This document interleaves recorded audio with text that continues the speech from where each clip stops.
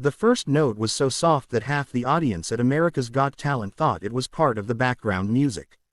A single voice, trembling but pure, floated across the massive theater. It didn't try to be loud. It didn't try to impress. It simply existed, gentle, steady, unafraid. In the shadows behind the curtain stood 47 other children, hands linked so tightly their knuckles had turned pale. 48 in total. 48 Filipino children who had never imagined their lives would lead them to this stage. Backstage, the fluorescent lights flickered slightly, and the youngest of them, 8-year-old Lila, squeezed her older brother Tomas's hand. "Kuya," she whispered, "what if we forget?" Tomas, only 13 but carrying himself like someone much older, leaned down and smiled. "We don't forget," he said. "We remember why we're here." Why they were here. That question had followed them from the narrow streets of Cebu City to the airport terminals, across the Pacific Ocean, and into this enormous theater filled with thousands of strangers. They were here because of a woman named Aling Rosa. Aling Rosa had once been a choir teacher at a small public school in Cebu. When funding disappeared and the music program was cut, most assumed the singing would stop. But Aling Rosa didn't believe music was something you turned off like a switch. So she opened her home. It wasn't much, a 2-room concrete house with peeling paint and a tin roof that sang louder than any of her students when the rain came. But every afternoon, children gathered there. Some arrived barefoot, some carried plastic bags with sheet music carefully protected inside. Some came hungry, all came hopeful. The first day only 5 children showed up. Within a month, there were 20. By the end of the year, there were 48. They called themselves Mga Bituin, the Little Stars. They practiced on borrowed keyboards and broken plastic chairs. When harmonies didn't blend, Aling Rosa would tap her wooden spoon against the table and say, again. Not louder. Together. Together. That word became their anchor. They sang at barangay fiestas, at small church gatherings, at community centers where electric fans barely pushed the humid air. They weren't famous. They weren't polished. But every time they sang, people cried. Not because it was perfect. Because it was real. The video that changed everything wasn't planned. A tourist passing through Cebu recorded them performing an original arrangement of a traditional Filipino lullaby. The children stood shoulder to shoulder in mismatched clothes, the afternoon sun pouring gold over their faces. When they reached the final harmony, even the stray dogs nearby seemed to stop moving. The tourist posted it online. Within days, it had millions of views. Within weeks, producers from America's Got Talent reached out. When the email arrived, Aling Rosa thought it was a prank.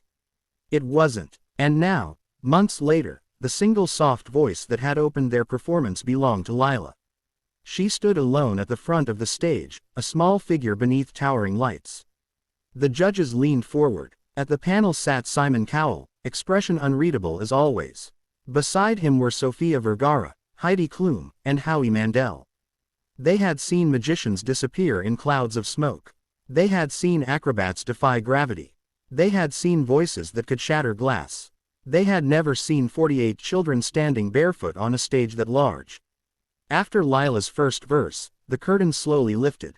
One by one, the other children stepped forward from the shadows. The audience gasped. It wasn't just the number. It was the way they stood. Not in rigid formation, but in a soft arc, like an embrace waiting to happen. The music shifted. A low hum began in the back row. Then another voice layered on top. Then another. The sound built gradually, like sunrise unfolding over the ocean.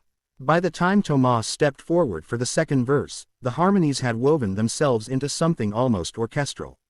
Yet there were no instruments. Only breath. Only voices. The arrangement was unlike anything the judges had heard.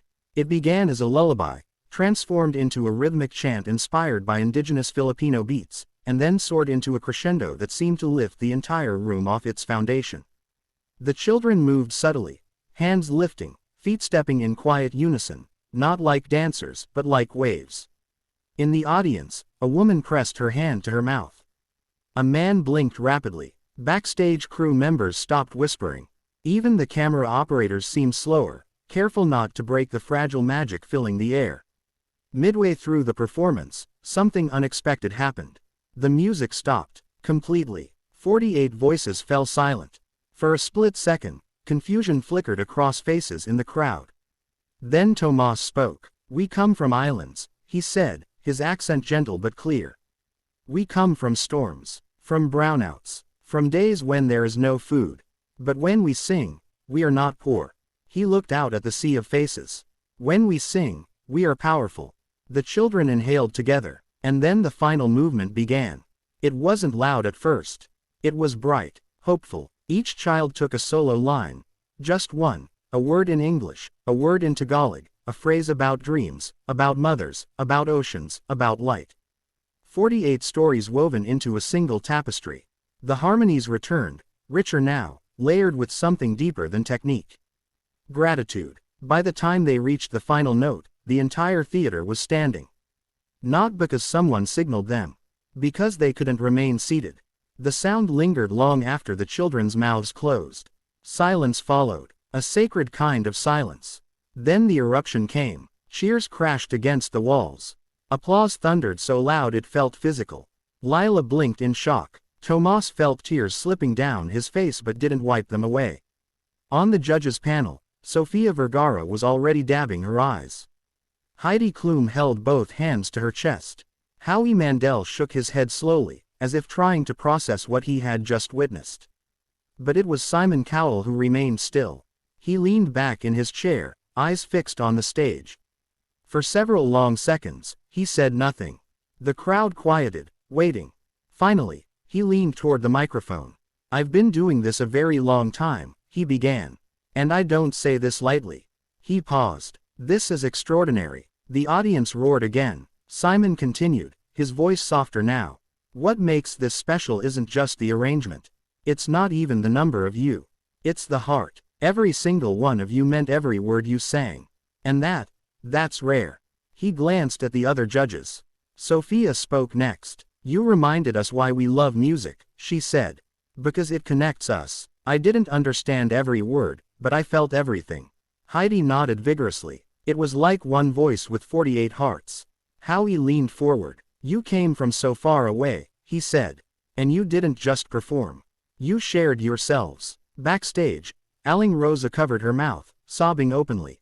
She had worried about airfare, about costumes, about visas.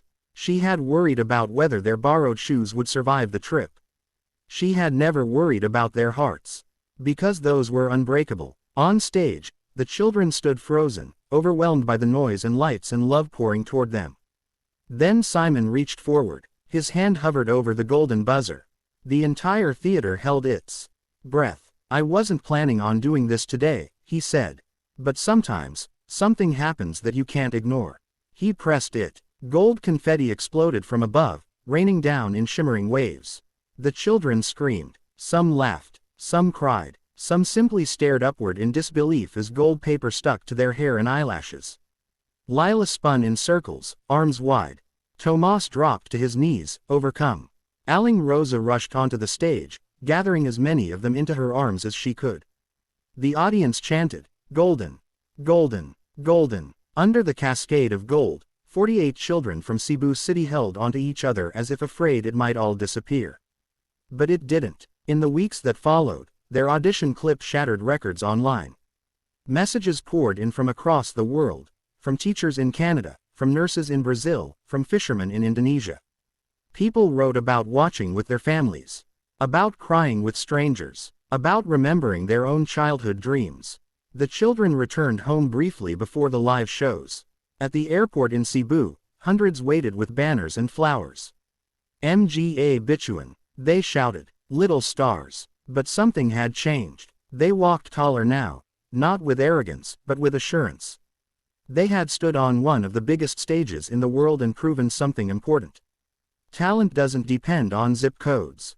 Hope doesn't require permission. And unity can shake even the grandest theater. Back in America for the live semifinals, the pressure intensified. The stage was bigger, the expectations higher. Producers suggested adding instruments. Aling Rosa gently declined. "They are enough," she said.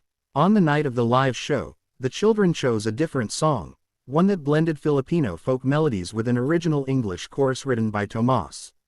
It spoke of bridges, of voices crossing oceans, Of stars that shine brighter together. The performance was even more powerful than the audition. By the final note, it wasn't just the audience standing. The judges stood too. Simon's eyes were suspiciously bright again. "This," he said afterward, "is why this show exists." They advanced to the finals. And though they didn't ultimately win the grand prize, something far more enduring took root. Music schools offered scholarships. A record producer proposed an album featuring traditional Filipino songs reimagined by children. A nonprofit organization partnered with Aling Rosa to fund arts programs in underprivileged communities. Back in Cebu, the small two-room house became too crowded to hold rehearsals. So the community built a new center, painted bright blue, with a proper roof, and enough chairs for 50 children, just in case one more little star decided to walk through the door. One evening, months after the whirlwind had settled, Lila and Tomas sat outside the new center, watching the sunset turn the sky into shades of orange and pink. "Kuya," Lila said softly, "are we famous now?" Tomas thought for a moment. "I don't know," he replied. "But I know we're heard." Inside, Aling Rosa led warm-ups for a new group of children, some shy, some bold, all curious. Her wooden spoon still tapped gently against the music stand. Again, she called, not louder, together. The legacy of 48 voices wasn't measured in trophies. It was measured in the way a little girl in Cebu now believed her voice mattered. In the way a judge thousands of miles away said, "This is extraordinary," and meant it. In the way a theater full of strangers felt united by a language beyond words. And somewhere, in a living room across the ocean, a child watching reruns of America's Got Talent turned to their parent and said, "Maybe I can sing too." Because extraordinary doesn't arrive with fireworks. Sometimes, it begins with a single soft note. And the courage to sing it,